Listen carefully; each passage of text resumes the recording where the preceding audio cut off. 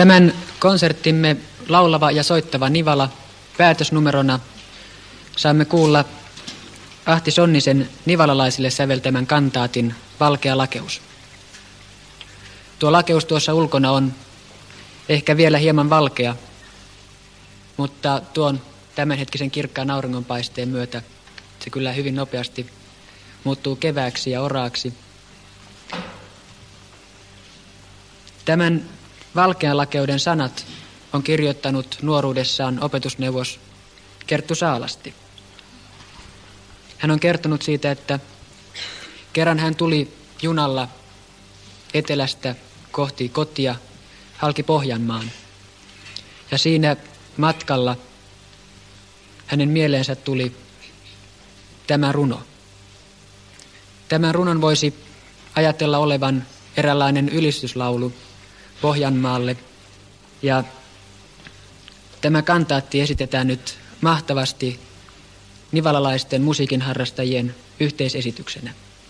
Mukana tässä esityksessä on 140 musiikinharrastajaa. Seija Vähäsarja laulaa tämän kantaatin soolo-osuudet.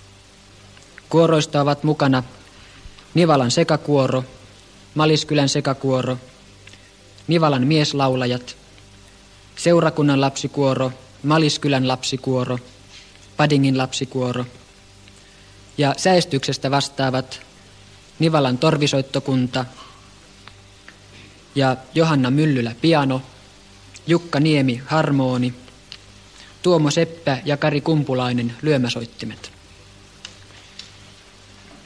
Esityksen johtaa kanttori Erkki Vähäsarja. Tahdon tässä lopuksi esittää järjestäjien kiitoksen kaikille teille mukana olleille, ennen kaikkea teille nivalalaiset musiikinharrastajat ja teille hyvä yleisö sekä teille hyvät kuuntelijat. Kiitokset ja kuulemiin. Valkea